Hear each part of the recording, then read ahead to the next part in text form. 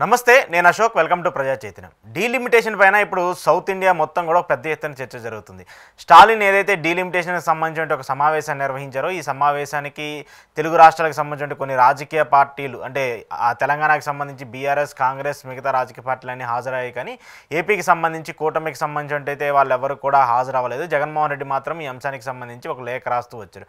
ఆ తర్వాత కనుమూలి లాంటి వాళ్ళు కావచ్చు, లేదంటే కర్ణాటక డిప్యూటీ సీఎంగా ఉన్నటువంటి శివకుమార్ లాంటి వాళ్ళు కావచ్చు, వీళ్ళందరూ కూడా జగన్ లేఖ రాయడాన్ని కూడా ప్రశంసిస్తూ వచ్చారు. జగన్ లేఖని కూడా స్వాగతిస్తూ వచ్చారు. అయితే ఏదైతే జగన్మోహన్ రెడ్డి డీలిమిటేషన్కి సంబంధించి ఆయన చెప్పాలనుకున్నటువంటి అంశం ఉందో దానికి చాలా క్లియర్ కట్గా ప్రాంతాల వారీగా, రాష్ట్రాల వారీగా, జనాభా ప్రాతిపదికన డీలిమిటేషన్ ఎలా చేయాలని చెప్పేసి 3 పేజీల లేఖలో ప్రధాని మోదీకి ఏదైతే రాశారో చాలా వివరంగా కూడా చెప్తూ వచ్చారు. అయితే జగన్మోహన్ రెడ్డి ఈ సమావేశానికి వెళ్ళకపోవడం వెనక చాలా రాజకీయ కారణాలు అంటూ ఉన్నాయని ఎవరికి వాళ్ళు చెప్పుకుంటూ వస్తున్నారు. టీడీపీకి సంబంధించిన వ్యక్తులు కావచ్చు, లేదంటే టీడీపీ మీడియా కావచ్చు, జగన్మోహన్ రెడ్డి పులి అనుకున్నాము కానీ పిల్లిలా మారిపోయి అక్కడికి వెళ్ళడానికి భయపడి ఇలాంటి నిర్ణయం తీసుకున్నారు. మోదీకి లేఖ రాసి ఏదో తన వంతు సాయం ఏదో చేస్తున్నానని చెప్పేసి బిల్డప్ ఇస్తున్నారంటూ కూడా టీడీపీకి సంబంధించిన వాళ్ళు గట్టిగా మాట్లాడుతూ వస్తున్నారు. ఇక మీడియా అయితే వాళ్ళకి నచ్చినట్టు చెప్తుంది. అయితే జగన్మోహన్ రెడ్డి ఒక్కసారి ఈ అంశం మీద రెచ్చిపోయి మాట్లాడితే ఎలా ఉంటుంది అనేటువంటి ఒక చర్చ కూడా ఇప్పుడు కార్యకర్తల్లో, ప్రధానంగా తెలుగు రాష్ట్రాలకు సంబంధించిన ప్రజల్లో కూడా మనకు వినిపిస్తుంది. జగన్మోహన్ రెడ్డికి సంబంధించి 40% ఓట్ బ్యాంక్ ఉన్నటువంటి పార్టీ, ఆయనకంటూ కూడా ఒక ప్రత్యేకమైన అభిమాన బలం ఉంది, ఆయనకంటూ కూడా ప్రత్యేక ఓట్ బ్యాంక్ ఉంది. అయితే రాష్ట్రానికి సంబంధించి, రాష్ట్ర ప్రయోజనాలకు సంబంధించి ఎలాంటి నష్టం జరిగినా ఎవరు మాట్లాడలేదు అనేటువంటి ఒక చర్చ పెద్దగా మనకు కనిపిస్తుంది. మన చుట్టుపక్కల ఉన్నటువంటి ఇటు తెలంగాణకు సంబంధించి చూసుకున్నా, లేదంటే తమిళనాడుకు సంబంధించి చూసుకున్నా, వాళ్ళ రాష్ట్రానికి సంబంధించి ఏమన్నా అన్యాయం జరిగితే అన్ని రాజకీయ పార్టీలు ఏకమై పనిచేస్తాయి అనేటువంటి ఒక అంశాన్ని మనం ఎప్పుడు కూడా మనం చూస్తూ వచ్చాం. తమిళనాడుకు సంబంధించి హిందీ లాంగ్వేజ్ని కేంద్ర ప్రభుత్వం రుద్దాలని చెప్పేసి ఏదైతే ప్రయత్నిస్తుందో దానికి సంబంధించి అక్కడ ఉన్నటువంటి అన్ని రాజకీయ పార్టీలు కూడా ఒక్కతాటికి పైకి వచ్చాయి. 59 రిజిస్టర్డ్ రాజకీయ పార్టీలు ఉంటే 58 పార్టీలు వాళ్ళందరూ కూడా మద్దతు తెలిపి ఒకే తాటిపైకి వచ్చి హిందీని వ్యతిరేకిస్తున్నాయి, ఒక్క బీజేపీ మినహాయిస్తే. ఇక మరోవైపు తెలంగాణకు సంబంధించి డీలిమిటేషన్ అంశాన్ని ఇక్కడ రాజకీయంగా బీఆర్ఎస్, కాంగ్రెస్ కొట్టుకున్నప్పటికీ కూడా ఈ అంశాన్ని మాత్రం ఇద్దరు కూడా తీవ్రంగా వ్యతిరేకిస్తూ వస్తున్నారు. వాళ్ళిద్దరూ కూడా మొన్న స్టాలిన్ పెట్టినటువంటి సమావేశానికి వెళ్ళారు. అక్కడికి వెళ్ళి డీలిమిటేషన్ పైన వాళ్ళకున్నటువంటి అభిప్రాయాలను, వాళ్ళకున్నటువంటి అంశాలను కూడా చాలా క్లియర్ కట్గా చెప్తూ వచ్చారు. అయితే ఏపీకి సంబంధించి ఎందుకు అలా రాజకీయ పార్టీలు ఉండట్లేదు అనేటువంటి ఒక చర్చ ఇప్పుడు ప్రజల్లో చాలా పెద్ద ఎత్తున జరుగుతుంది.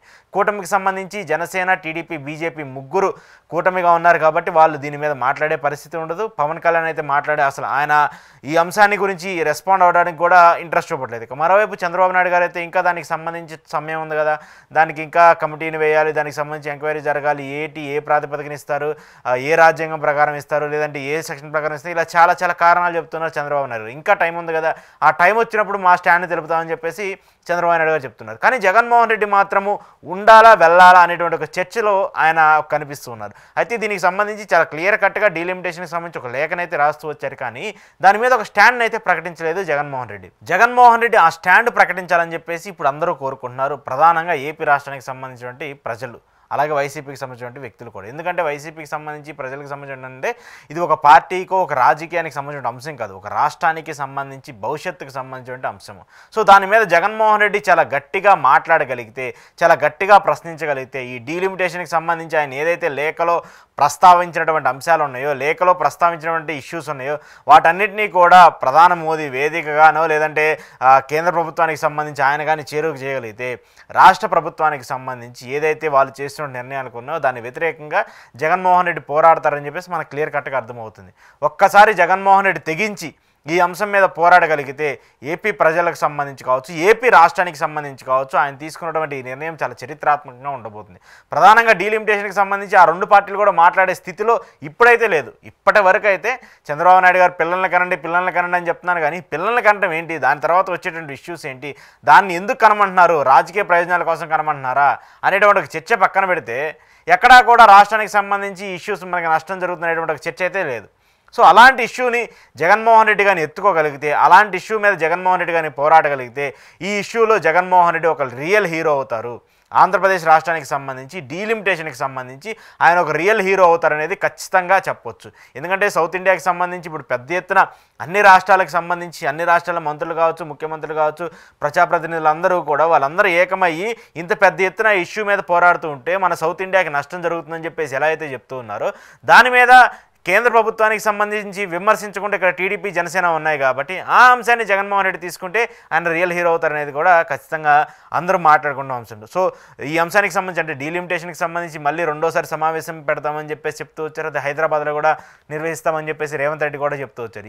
ఈ సమావేశానికి కూడా అన్ని రాష్ట్రాలకు సంబంధించి అంటే సౌత్ ఇండియాకి సంబంధించి అన్ని రాజకీయ పార్టీల అధినేతలకు కూడా ఆహ్వానిస్తామని చెప్పేసి కూడా చెప్తూ వచ్చారు. ఒకవేళ ఈ సమావేశాల్లో అయినా జగన్మోహన్ రెడ్డి హాజరయ్యి ఆయన పార్టీ స్టాండ్ ఏమని తెలుపుతారు. ఒకవేళ ఆయన హాజరాకపోయినా వైసీపీ పార్టీ తరపు నుంచి ఎంపీలను లేదంటే ఆ పార్టీకి సంబంధించిన కీలక వ్యక్తులను పంపిస్తారనేటువంటి చర్చ కూడా జరుగుతుంది. ఏది ఏమైనప్పటికీ ఈ అంశంలో మాత్రం జగన్మోహన్ రెడ్డి ఒక స్టాండ్ తీసుకొని జగన్మోహన్ రెడ్డి చాలా గట్టిగా ఈ అంశం మీద పోరాడితే రాజకీయాల కంటే కూడా రాష్ట్ర ప్రయోజనాల కోసం జగన్మోహన్ రెడ్డి ప్రాధాన్యత ఇస్తున్నారనేటువంటి ఇండికేషన్ ప్రజల్లోకి తీసుకెళ్లొచ్చు. దాంతోపాటు సౌత్ ఇండియాకి నష్టం జరిగినా మా రాష్ట్రానికి నష్టం జరిగినా ముందుంటాం మేము, రాజకీయంగా కాదు ప్రజల కోసం ముందుంటామనేటువంటి ఒక ఇండికేషన్ని ప్రజల్లోకి తీసుకెళ్లే అంశం ఉంటుంది. కాబట్టి జగన్మోహన్ రెడ్డి ఈసారి రాజకీయ ప్రయోజనాలకు భయపడకుండా రాజకీయ ప్రలోభాలకు రంగకుండా ఉండి ఈ అంశం మీద కానీ పోరాడగలిగితే రాజకీయాల్లో జగన్మోహన్ రెడ్డి ఒక రియల్ హీరోగా ఉంటారు. దట్టు ఆంధ్రప్రదేశ్ రాష్ట్ర ప్రయోజనాలకు సంబంధించి ఆయన పోరాడేటువంటి ఒక మొదటి యోధుడిగా కూడా ఈ అంశానికి సంబంధించి జగన్మోహన్ రెడ్డి ఉంటాడు.